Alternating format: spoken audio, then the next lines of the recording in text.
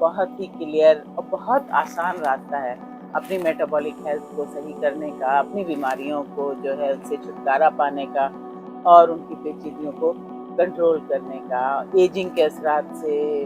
जो कब्ल अज़ वक्त अमवात हो रही हैं उन सब से बचने का बहुत ही आसान, बहुत साफ और सीधा रास्ता है। ये वो रास्ता है जो आप समझें कि कदीम मज़ाहिब से चला आ रहा है।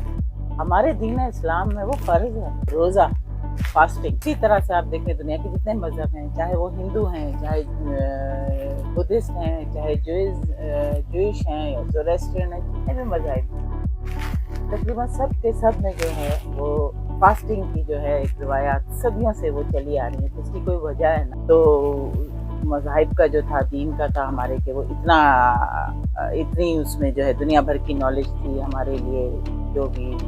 हमारी बेहतरी के लिए अल्लाह ताला ने जो हमें एक रास्ता दिखाया है कुरान के हिदायत के ज़रिए।